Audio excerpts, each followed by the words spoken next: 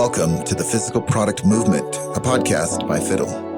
We share stories of the world's most ambitious and exciting physical product brands to help you capitalize on the monumental change in how, why, and where consumers buy. I'm your host, Ken Ojuka.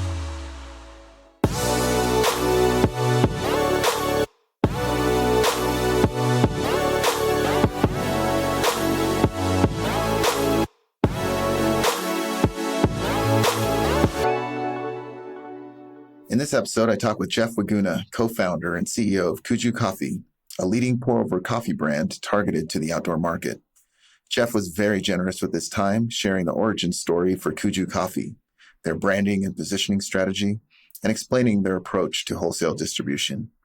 He also talks about the importance of knowing your margins, knowing your production capacity, and why they chose to manufacture in-house instead of using a co-packer. Jeff is an awesome guy that really brought it for this interview. Enjoy. All right. Hey, Jeff, how you doing, man? Thanks for joining me. I'm doing well. Glad to be here. Hey, so you're the CEO, one of the founders of Kuju Coffee, and we're really excited to talk to you and kind of hear the backstory, hear your journey. Let's actually start off with a little bit about yourself. This is a company you founded with your brother. Is that right?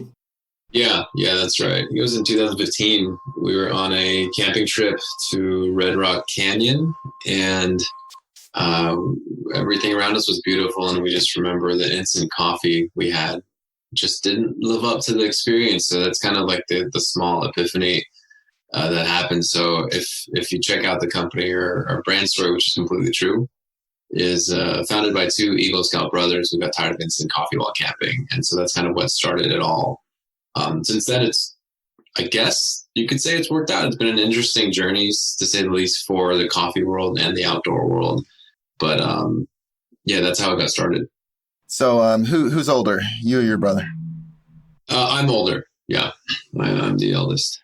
We actually have another brother, and so I'm actually the eldest of three. He's the youngest. Okay, and Eagle Scouts, is he an Eagle Scout too?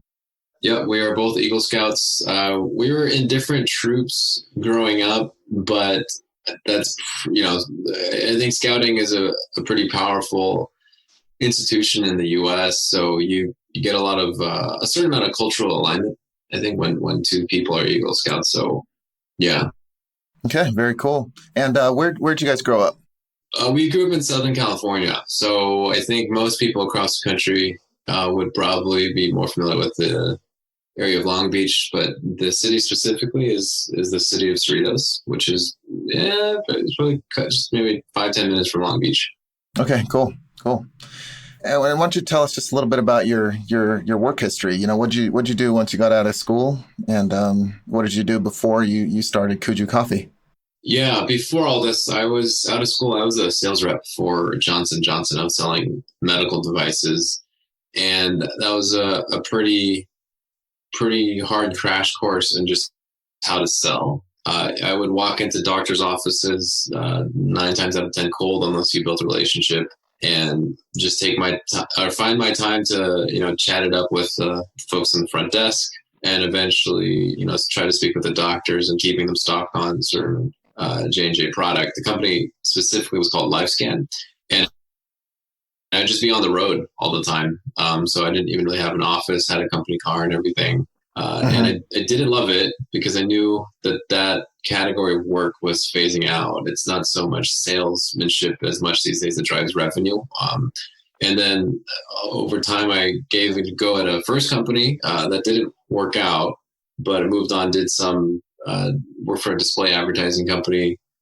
I got fired from that because I didn't do well. I was still too distraught from my experience at the first company not working out. But then I landed at this fair trade greeting card company that was in a handful of Whole Foods stores. And that ended up being a great experience. I had helped take that company from a few stores to national distribution in Whole Foods. And that's when I realized that, I was living in San Francisco at the time, that physical goods, consumer packaged goods, was what I was probably more interested in. and able to be successful at. So that was a great job. I was supposed to transition into the CEO role after that, but negotiations fell through. So then I had to resign. So I'm being fired once because performance, and then performance was good at this company, but because alignment wasn't there, I was also let go. And then that's around the same time we were on this camping trip, and we had that epiphany with instant coffee just not being good. And we said, okay, well, maybe this is the time to give it a try. So I think a lot of entrepreneurs tend to be, you can definitely start it from a place of privilege, but so often it's driven by a strong need to just get something done or make money. I think for me, it's probably a general mix of a lot of things, but that's kind of in a nutshell, my path to this. It's not like I was working for an outdoor company or doing coffee too much before this or anything. Sure. But I'm sure, your experience with those other companies was relevant, specifically about selling. That first job seems like, learning how to go in cold, talk to doctors and sell them. That sounds very valuable. Yeah, that was definitely valuable to build up a skin to just say, I'm going to ask somebody 1 million times until they say yes. And it doesn't faze me if they say no a million times. I don't know how valuable maybe the other experiences were directly, because we're at a place now at Kuju Coffee where we're scaled enough past a lot of the stuff that I had done. But I think if I learned anything, it was just one, realizing that I was an entrepreneur, which is why I was just not necessarily happy holding a job for a prolonged period of time, but also just the grit and the perseverance of getting laid off or getting fired, working hard, and realizing you just keep going. And that's what it is as a founder. So looking at your LinkedIn profile, so was your previous job, was it with Good Paper? Is that right?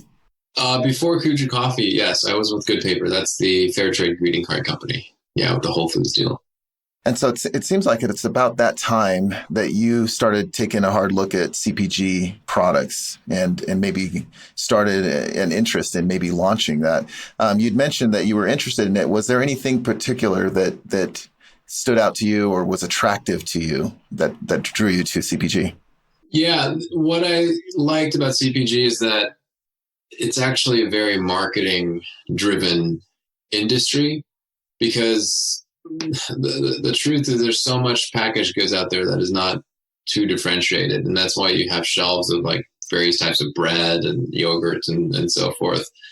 But at the same time, I was actually always fascinated by the idea of monetizing commodities.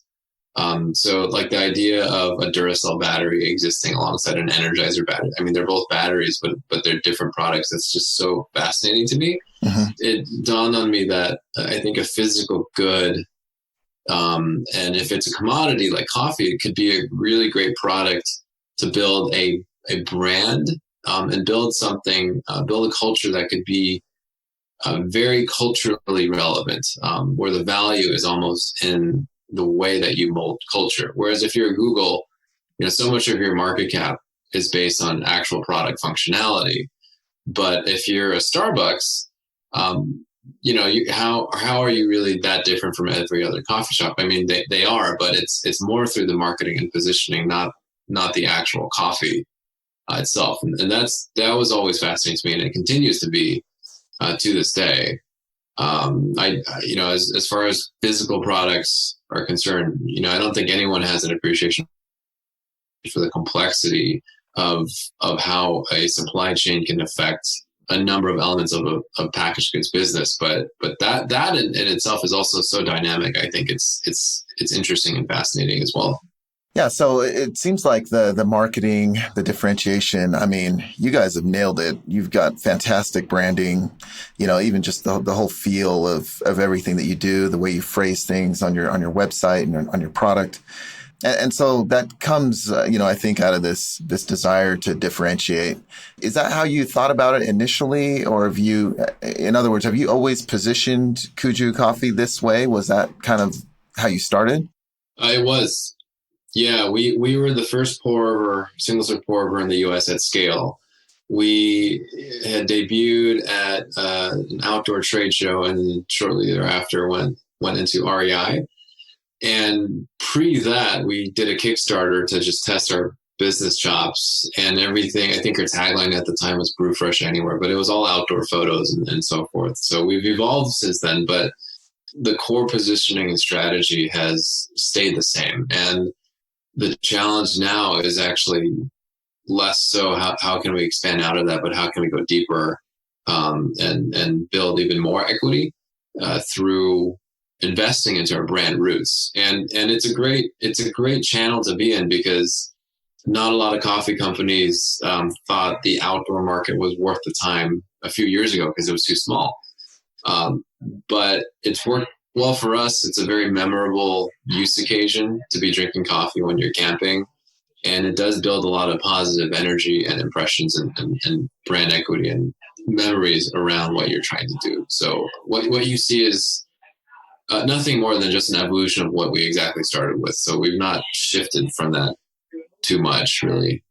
And do you think that positioning was born out of kind of who you and your brother were and that experience of even thinking about the idea, on one of these trips? Or where'd that come from? And was it brewing inside of you for a while, or did it kind of just all come together? No, it really was that trip. We were on the camping trip, and then you wake up in the morning and it's really cold usually. And someone gave me coffee. I think it was Nescafe, and I drank it hoping to, when you drink like a nice warm cup of coffee or tea at home, it's kind of the soothing, warming feeling. And it was warming to a certain extent, but it was just disgusting. I think it tasted like fuel or something. Like, the thing with instant coffee is it has a very flat flavor profile. So it'll hit your palate, but it will stop there, and that's about it. So if you go to higher end coffees, specialty coffees or Arabica like we do, you're getting what I call just a much more dynamic flavor topography and experience. So it I guess you can say it tickles the senses a lot more, and it's just much more edifying to have that kind of coffee experience when you're outdoors, if you're a coffee person. That said, 5 years ago, people might not have been as nerdy about their coffee. In San Francisco, they were always, crazy about their coffee. So we really just thought of ourselves as bringing that level of passion about coffee to the outdoor setting. But today, coffee is just such a big thing in general, and it continues to get more specialized, or especially coffee is becoming more popular. So people have really continued to appreciate even further the level of pour over coffee quality that we make accessible for their outdoor adventures. And I think that's why it's worked out. But you're right. It is an idea that was rooted in something that was authentically experiential. We didn't go and analyze the market like a consultant and say, hey, this might be good. And I think that's afforded us the ability to be natural with how we build a brand over time. Yeah, understood. So you have this great idea, and you guys have executed on it pretty well, actually remarkably well. I'm just curious about the first steps, right? So you have this idea, you think it's a good one. You and your brother, both want to do it. What did you guys do first, and how did you get this thing off the ground? Yeah, what we did first is, one, we had some product samples that we didn't want to touch because we weren't able to make them easily. And we said, let's just kickstart the brand. So we actually kickstarted without really having any product, kind of the whole sell it before you build it. Mm-hmm. And then that worked out. And then we used the funds from the Kickstarter to buy really simple, like sealing machinery and nitrogen flushing machinery. At the time, it was just this $1,400 machine that you could put on a table from India. But I remember just thinking that was so expensive. I just thought, oh my God, this is $1,400 and I hope this works and I hope it actually arrives. So, and then we found packaging companies, and you just make phone calls and say, like, can you make something like this with these dimensions? And you start putting things into bags and start sealing by hand. So in the beginning, we could only make maybe a maximum of 1,600 pouches a day on an 8-hour day. And we had help from Craigslist. We had 2 people who would come in and do it, but we were also hand scooping coffee grounds putting them into the filters, and then sealing those. So all of it was manual. And I remember, staying up and packing for hours at a time, all the way till 11 o'clock at night, and just thinking, this is not what I wanted for my life, but I know this is what we got to do. And it wasn't until we finally scaled up with machinery, we found an operating partner, and now we can do way, way more than that. And we don't ever touch production, at least us on the management side of the company. So sure. Yeah, it's different now, but yeah, it's tough. This is what I'll say. So you mentioned the Kickstarter. Are there any tips that you could give to people who, want to have a successful Kickstarters? It's so easy to launch a Kickstarter. It's easy to put up the page, but it really comes down to, the marketing and getting the press and getting attention. Is there anything that you felt, that you guys did particularly well that helped you to have a successful Kickstarter? Yeah, I had a friend who was running a company who would help with delayed payments, which helped companies do pre-orders. So the company was called Celery. They had gotten acquired by Indiegogo, but he knew tons about Kickstarter stats. And he told me that typically whatever amount you're trying to raise, you'll need to budget about 20% of that amount and have it go towards production and marketing and everything. So if you're trying to raise 100K, you need to be prepared to sink about 20K. But so that's the first piece, just being realistic of the resources that might be required. The second thing is actually just start off with as clear a level of intent as possible. So we didn't raise a ton. We only raised $16,000, and most people usually think you have to raise a bunch, but we didn't want to raise that much more because we'd have to fulfill everything. What we were really trying to do was test our chops to get it done, test our chops to get fulfillment done on time, and test our marketing and positioning to see if it actually struck a chord. And it did. So we were able to accomplish the Kickstarter, get it fulfilled, get it done, and then move on to the next thing to move towards starting to build a company or a product that might be successful in market. If we had raised 50 to 100K, we might have spent inordinate amounts of time just fulfilling, as opposed to figuring out how to translate the initial set of momentum into a product sales process to get it into places like REI. So I think you have to be really clear with your strategic objectives for why you want to do a Kickstarter. Cash is definitely part of it. But there are a lot of other reasons you might want to do it. And I think being clear with that is very, very important. And then thirdly, which would be the last thing, is just be clear about your fulfillment. Be clear about what you're trying to provide as prizes, what those will cost you, understand your margins, because we were able to get more money than we thought. And it carried us much farther than we thought, which was pretty cool. I mean, granted, it's a small project, but it's nice when your money goes farther. So a lot of it will just have to do with the planning. Effective planning will always drive success if you're talking about campaigns or things like that. Yeah, awesome. And did you guys launch with just one brew, or did you have several different ones, or how did you think about that?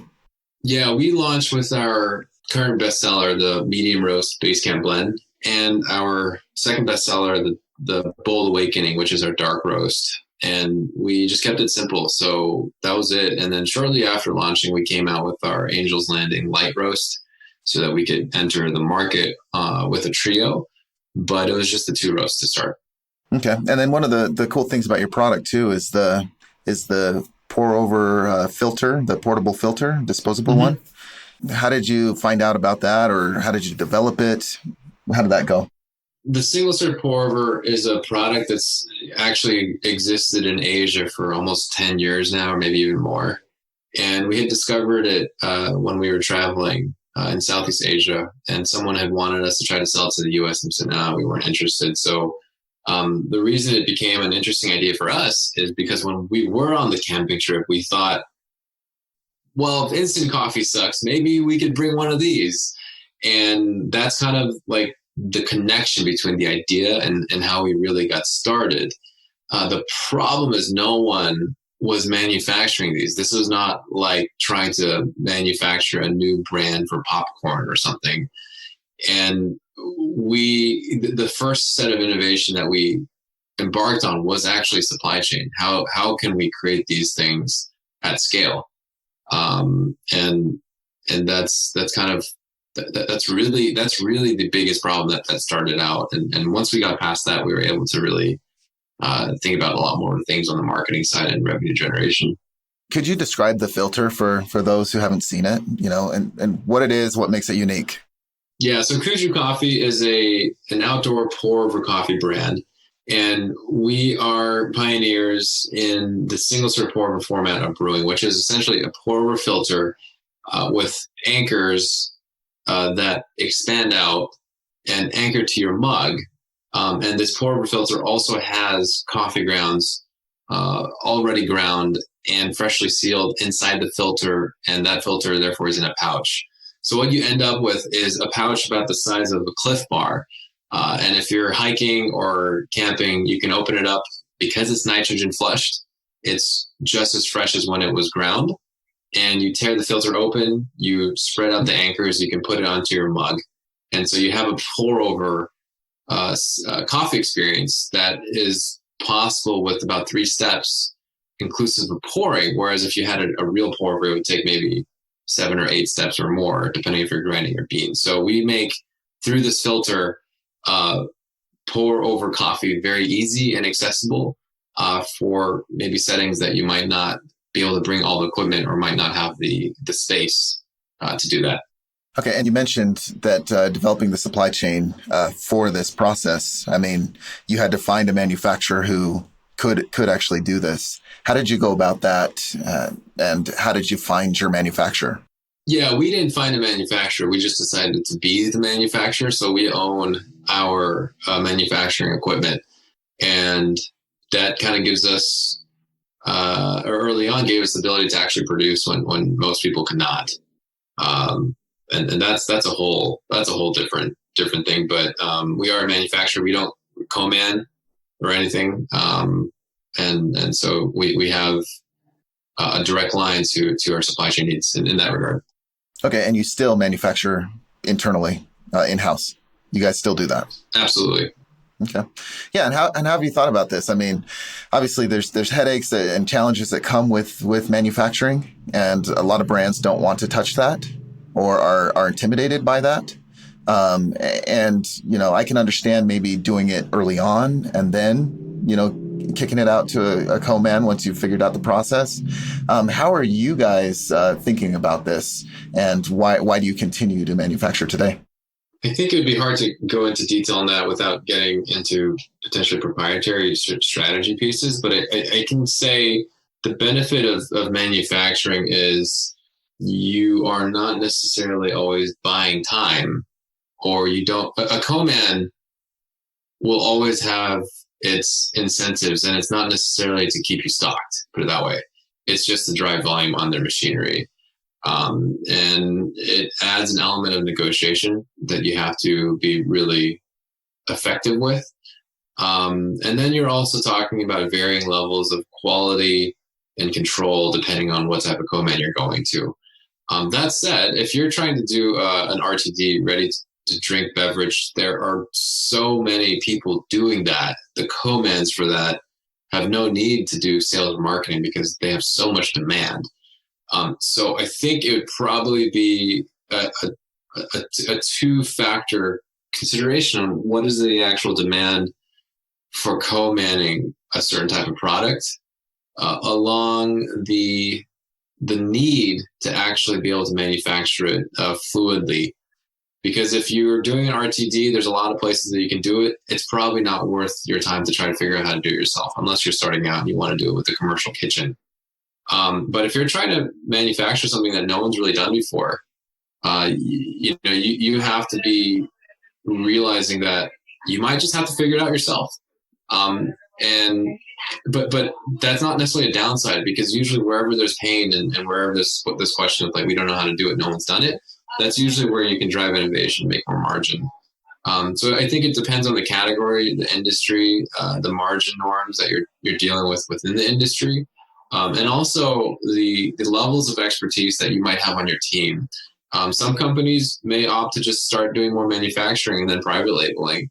But if you're passionate about building brands and you have a lot of people in marketing in your community and your network, maybe you want to build a brand, and that's going to affect how you deal with potential overhead of manufacturing.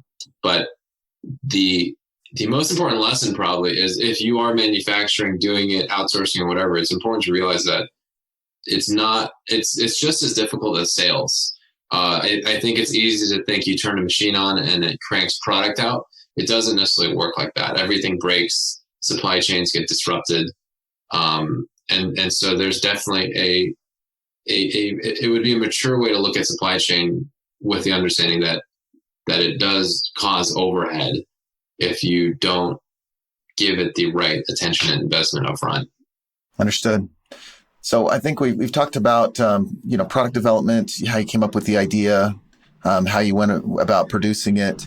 Let's maybe switch gears a little bit to your distribution. Did you guys go D2C directly, or did you launch out and try to get these wholesale partnerships right away? No, it was wholesale in the beginning. It was we wanted to get into REI. That was really the first goal, and then after that, we wanted to get into Whole Foods.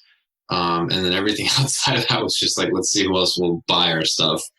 And we were fortunate because we did get into REI early on.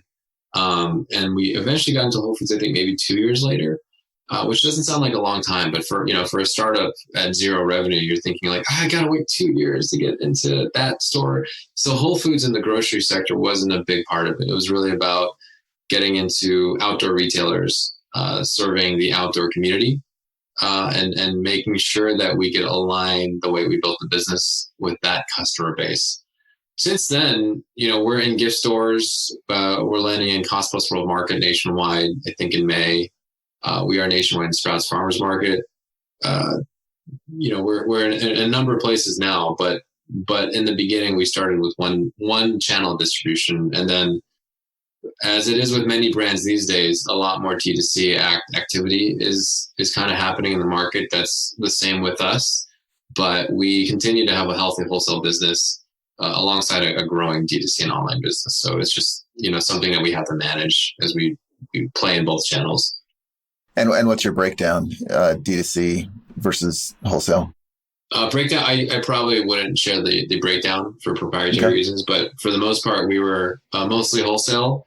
And I can say, I think last year our D2C grew by about 185%. So we have a strong business on both sides. I think we're just seeing a lot more growth happen on the D2C side, but I think it depends on the channel too. Like growth and presence in the gift channel is pretty different from outdoor as it is from grocery, and each of these channels are along a different spectrum of maturity as it is related to our product format.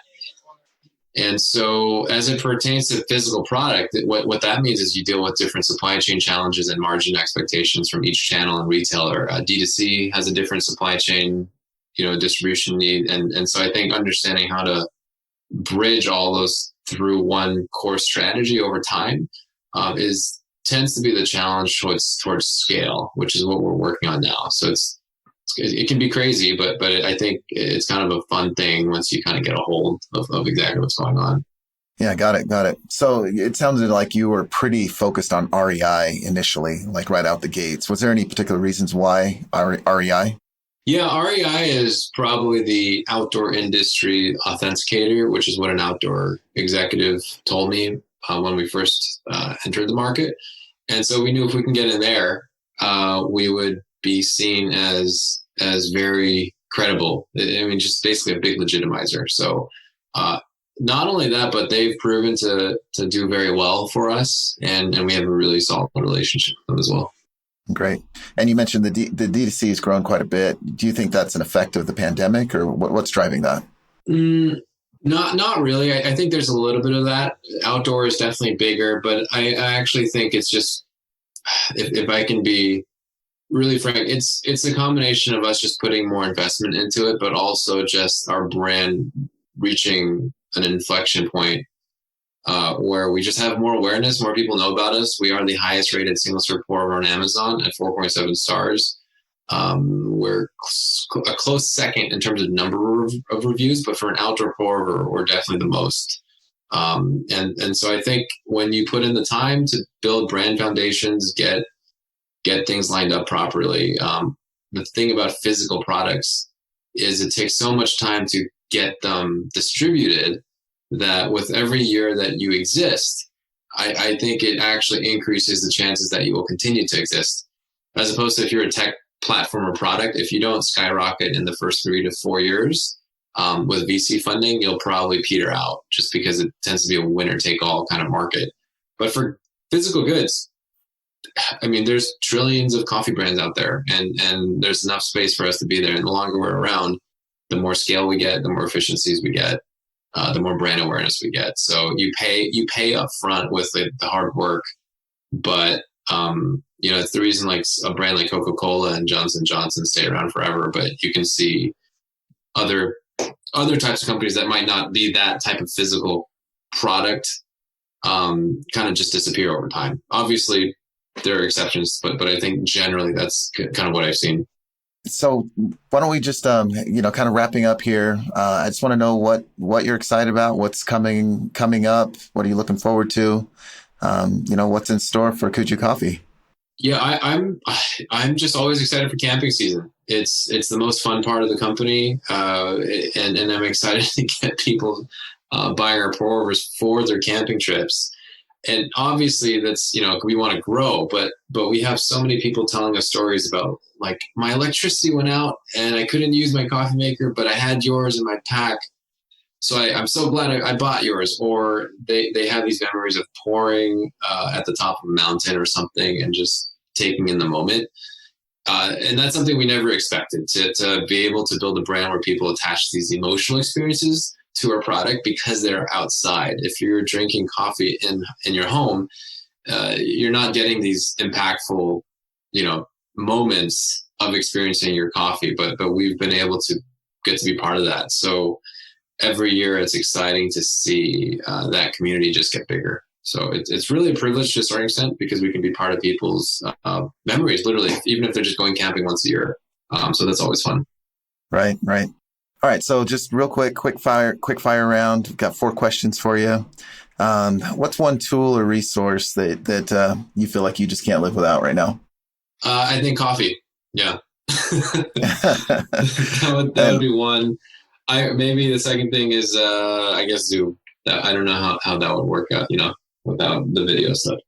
Right. What is one book that has helped you in your career? One book, I would say Michael Porter's Competitive Advantage. I read it years ago, but not the whole thing, but just getting some good business theory basics, I think, is always helpful as a baseline. What is one piece of advice that you'd give to your 21-year-old self? I would say you're just a real idiot and it's okay.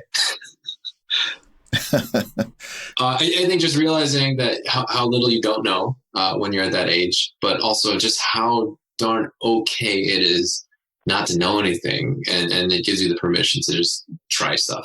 I think I was that, but I think if I had known I was as dumb and inexperienced as I really was, I might have even tried other things that would have been cooler. So. That's great. And who's one person that you would love to take to lunch? It's my wife. Yeah. We have 2 kids and we don't get to hang out as often as we'd like. So getting to go get lunch with her is always a positive. That's maybe an unexpected answer. I think maybe a second answer would be just our customers. I think the best companies are always customer driven. And they're the ones that matter. So getting a chance to have lunch with our customers and ask them questions, that would be great because that's always hard to do. All right, Jeff. And so if somebody wanted to get a hold of you, what's the best way to do that? Probably shoot me a message on LinkedIn. I get tons and tons of sales emails these days. So it's hard to shoot me an email and for me to see it. Or you can send me a picture of the product that you just bought. Then you'll definitely get my attention. And that's awesome. All right. And just final words. There are people listening to this that are grinding it out in the world of physical products, just doing the best that they can. Do you have any parting advice that you would give them? Yeah, I would say two things. Make sure you understand what the margin norms are for your category. So if it's typical to make 30% on a gross margin basis for a unit of product, try to shoot for that and exceed it. If it's 80%, shoot that and exceed it. Every industry is different. But you need to know it, because the closer you can get to it and the higher, the better chance you'll have at succeeding over time. And the second thing is just acknowledge the fact that having a physical product is a very difficult thing that non-physical product companies don't have to deal with. So I would probably share an interesting anecdote on this. I went to a grocery trade show years ago, went to the Kind Snacks booth, and this dude was passing out samples, and I was like, "Oh, hi, can I ask you a couple questions?" And he was like, "Yeah, I'm John." And then I looked at his badge and I said, "Who are you?" I thought he was a sales guy, and it turned out he was president of Kind Snacks, passing out things. And I said, "Do you have advice for us as we're starting out this coffee company?" I thought he would ask, "What is your brand? How are you going to sell? Where do you want to go?" The first question he asked me was, "How many units can you make?" And that was a big deal, because this is, he helped take Kind from 8 million to near 14 million to near $1 billion. And the first question he needed to understand was, how many product units could we actually manufacture? And I understand now, because you will only be able to market in proportion, or as boldly as you want, in proportion to the amount of product that you can make. Because if you can't make a lot of product, you are just inherently and subconsciously not going to want to sell it, because you're not going to want to deal with making it. But if you can crank out 1 million units a day, you're just going to be able to let yourself go balls to the wall, sell to everyone and everything. So really understanding the balance between manufacturing capability and capacity next to your sales and marketing and demand gen capacity, that's super critical for physical product companies. Hey, Jeff, that's awesome. Yeah, that's fantastic final advice. I just want to, thank you. I want to be respectful of your time. Thank you for taking the time to share with us today. I think this has just been a packed interview. Yeah. All right. Thanks, Ken. Yeah. Have a good Friday. Have a good weekend. Appreciate the chat. All right. We'll see you, man. Bye. The Physical Product Movement podcast is brought to you by Fiddle. To find out more about Fiddle and how our industry-leading inventory ops platform is giving modern brands and manufacturers full visibility into their inventory and operations, visit fiddle.io, and then make sure to search for Physical Product Movement in Apple Podcasts, Spotify, Google Podcasts, or anywhere else podcasts are found. Make sure to click subscribe so you don't miss any future episodes. On behalf of the team here at Fiddle, thanks for listening.